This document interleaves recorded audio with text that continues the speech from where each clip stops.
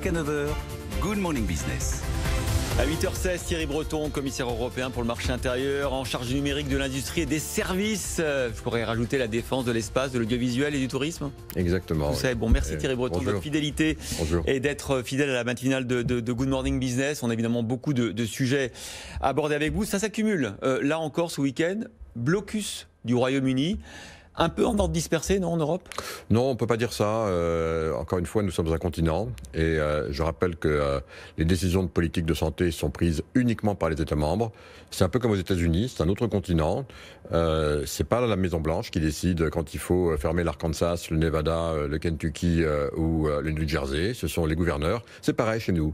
Il faut qu'on s'habitue à bien réfléchir, à bien comprendre ce que ça veut dire que d'être un continent. Mais nous sommes très harmonisés. Et effectivement, tous les pays qui ont une façade, au fond, quelque part, avec la Grande-Bretagne, sont maintenant coordonnés et sont en train de prendre des décisions. Après les avoir prises, c'était leur responsabilité de façon nationale, vont maintenant se coordonner, évidemment, on l'attend dans la journée. Il faut être inquiet sur cette nouvelle souche du virus, qui n'est pas nouvelle. Attention, il faut quand même relativiser. Elle n'est pas nouvelle, on la connaît depuis plusieurs mois, sauf qu'elle sévit aujourd'hui au Royaume-Uni. Elle n'est pas plus dangereuse, mais elle est plus contagieuse. Oui, moi je suis scientifique de formation, comme vous le savez, mais je ne suis pas épidémiologiste. Donc j'attends et je lis avec beaucoup d'attention et d'intérêt ce que disent les scientifiques, les spécialistes, les agences de santé. C'est vrai qu'il y a une mutation. Je crois que ça ne surprend pas les biologistes, d'après ce que je lis, parce qu'encore une fois, c'est un virus qui peut évoluer. Il y a une bonne nouvelle quand même dans tout ça, si je peux me permettre. Bien entendu, on dit ça avec beaucoup de précautions. C'est que pour la première fois dans l'histoire de l'humanité, nous avons réussi à mettre sur pied des vaccins en 12 à 18 mois. Ouais, c'est absolument exceptionnel, ce qui fait que, bien évidemment, s'il y a mutation, on va s'adapter à ces mutations. Alors, grande journée pour l'Europe. La validation du vaccin de Pfizer-BioNTech aujourd'hui. On va pouvoir commencer à vacciner. Est-ce qu'on n'a pas un peu de retard quand même par rapport aux Américains ? Et est-ce qu'on a choisi les bons vaccins ? On a beaucoup misé au départ sur AstraZeneca qui est en retard. Sanofi pas avant la fin de l'année. On aura assez de BioNTech et de Moderna pour l'Europe ? Alors, deux questions. Nous avons, je crois, je pense que c'est la meilleure agence de santé au monde, en Europe. Et donc, elle travaille à son rythme. C'est vrai qu'il y a quelques jours par rapport à ce qui a pu se passer aux États-Unis. On ne parle pas de mois, hein, non. Quelques jours. Donc, voilà. Notre agence nous donne maintenant ses premiers résultats aujourd'hui. Et donc, effectivement, on va pouvoir commencer à vacciner avant la fin de cette année. Donc non, on n'est pas en retard. On est peut-être plus prudent, plus précautionneux. D'autant que, et je le rappelle, sur les premiers vaccins qui vont être mis à la disposition du public, ce sont des technologies tout à fait nouvelles. L'ARN messager. L'ARN messager.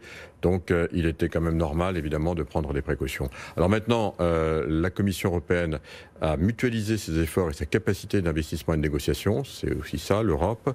Ce qui fait que nous avons pu maintenant sécuriser 1,5 milliard de doses pour nos concitoyens européens. Et je dirais, en ne mettant pas... C'est-à-dire qu'on a misé sur plein de vaccins en même temps. Non, on les a regardés les uns après les autres. On a vraiment regardé avec attention, avec nos scientifiques, pour voir effectivement ceux qui semblaient les plus prometteurs. Et puis on a voulu vraiment diversifier les sources d'approvisionnement. C'est normal. Je le dis aussi parce qu'il faut bien qu'on le comprenne. Il y a 7 laboratoires, 7 types de vaccins. Il y en a certains qui vont peut-être démarrer plus tôt que d'autres. C'est absolument impossible scientifiquement que tous démarrent au même moment. C'est la raison pour laquelle on a multiplié effectivement les sources d'approvisionnement. Mais nous avons maintenant sécurisé ces vaccins. Et je crois que c'est vraiment ça, l'Europe. C'est ce qui nous différencie des autres continents. Et on peut être fier de ça. Il y avait un économiste de la santé, une demi-heure, qui nous disait on n'en aura pas fini à l'été. On n'aura pas pu vacciner tous ceux qu'on voulait vacciner. Il va falloir patienter toute l'année. Oui, c'est vrai dans tous les pays du monde. Dans tous les pays du monde, il faut bien qu'on se le dise. Nous sommes 7 milliards d'habitants, donc voilà. Et il faut se dire que les campagnes de vaccination que l'on va mettre en place vont durer évidemment plusieurs mois, c'est certain, oui. Nouveau report de l'échéance de l'accord post-Brexit avec nos amis britanniques qui sont bien à la peine aujourd'hui avec cette nouvelle variante du virus. Du coup, est-ce qu'on est un peu plus indulgent ? Est-ce qu'on va déborder un peu les délais ? Est-ce qu'on va se donner un peu plus de temps ? Je suis très embarrassé pour en parler parce que je le dis avec, je vais le dire avec mon cœur, c'est une tragédie ce qui se passe en Grande-Bretagne. C'est une tragédie. C'est une tragédie, ce Brexit est une tragédie, on le voit tous les jours davantage, on le regrette profondément cette décision, alors on la respecte, hein, le peuple britannique est souverain bien entendu, mais songez Christophe Jacobizine, que si la Grande-Bretagne avait décidé de rester dans l'Union européenne, comme nous le souhaitions tous, aujourd'hui, elle aurait, comme tous les pays européens, en gros, entre 30, 40, 50 milliards d'euros qui viendraient aujourd'hui l'aider, comme ça va être le cas pour nous tous, avec le fonds Next Generation EU que nous avons mis en place, nous, la Commission, pour donner cet argent à tous les pays européens par solidarité. Et bien la Grande-Bretagne s'en prive. Et puis, évidemment, il y a ce Brexit qui n'en finit pas. On voit bien que de toute façon, quoi qu'il arrive, la Grande-Bretagne sera perdante. Moi, je souhaite, évidemment, qu'on aboutisse à un accord. Je suis absolument certain que Boris Johnson sait bien que c'est aussi l'intérêt de la Grande-Bretagne, et je pense même son intérêt personnel, politique. Voilà, donc je pense qu'à la fin, on aura un accord. Mais enfin, que de temps perdu, que de tergiversation. Et tout ça, pourquoi? Voilà, bon. Vous le disiez, on a un peu changé de dimension en Europe cette année avec ce plan de relance, et cet emprunt aussi qui sera un emprunt de la Commission. Est-ce qu'on a changé de nature? Est-ce qu'on devient, vous dites, pendant 30 ans, on va pouvoir emprunter sur les marchés pour l'investissement en Europe et pour sa relance. Est-ce qu'on est devenu un continent un peu fédéral? Non, on n'est pas devenu un continent fédéral. Nous sommes un continent avec nos spécificités, nos diversités. Nous sommes en revanche une démocratie continent. Il y en a deux aujourd'hui sur la planète. Il y a les États-Unis avec leurs spécificités, ils sont plus fédéraux que nous, et puis il y a nous. Voilà, il y a deux continents qui sont dirigés, gouvernés par leur démocratie propre. Et c'est vrai que l'Europe, notamment à l'aune de ce qui se passe et dont nous parlons ce matin, a vraiment pris son destin en main. Vraiment pris son destin en main. Vous avez l'impression qu'on a renforcé. Mais oui. Je pense que pour les Européens, ils ont vu effectivement que l'Europe pouvait être là à certains moments. Mais est-ce que entre les dirigeants européens, est-ce que vous avez l'impression que quelque chose a basculé? Mais bien entendu, je crois qu'il y a maintenant, je vous le dis vraiment comme je le ressens, il n'y a plus personne aujourd'hui, en tout cas parmi les dirigeants, c'est une évidence, mais aussi toutes les personnes que je rencontre, chacun se rend bien compte que désormais, après la crise, il y aura évidemment un après-crise, on gère les affaires du monde et les affaires d'un continent au niveau d'un continent. Plus personne ne pourra gérer évidemment ce qui se passe au niveau d'un pays isolé. Et donc, bien entendu, aujourd'hui, on se rend bien compte que c'est la force de l'Europe qui nous permet de se vacciner, qui nous permet précisément aussi de mutualiser nos efforts pour mieux faire face aux investissements nécessaires pour le redressement, partagé avec un principe qui est la solidarité, évidemment aussi pour mettre en mouvement notre capacité militaire ensemble. C'est la première fois dans l'histoire européenne, quand même, il faut le dire, où nous avons un fonds européen de défense. Vous savez que je l'ai porté 30 à 40 milliards d'euros. 30 à 40 milliards d'euros d'investissements supplémentaires et mutualisés. C'est une première historique.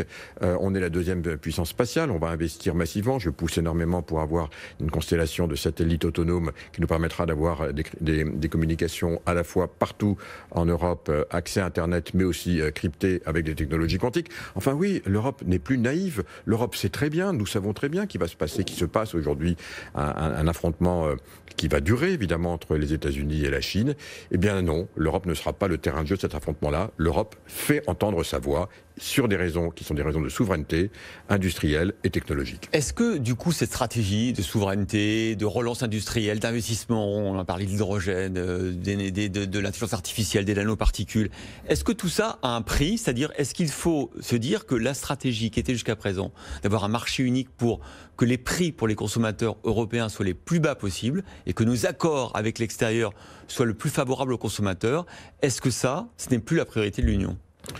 Je crois sincèrement que c'est très important, hein, et je ne le nie pas, loin de moi, le fait qu'évidemment, il est absolument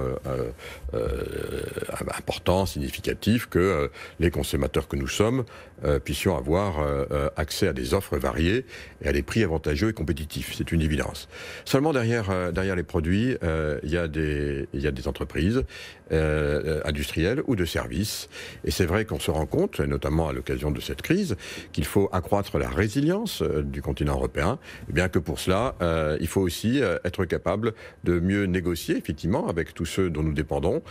Et pour ça, eh bien voilà, il faut sans doute revoir notre capacité de maîtrise de nos chaînes d'approvisionnement. Donc oui, c'est évident qu'après cette crise, on leur s'est rendu compte notamment pour les médicaments, mais pas uniquement, je crois qu'il y a vraiment cette prise de conscience. Donc oui, il faudra accepter de payer un peu plus cher. Non, je ne dis pas ça. Je dis simplement qu'il faudra mettre dans notre politique industrielle, c'est ce que j'ai fait du reste lorsque j'ai présenté la politique industrielle, une politique industrielle, eh bien dans le mot politique industrielle, il y a industrie. Donc voilà, il faut effectivement que ça soit pour les entreprises aussi.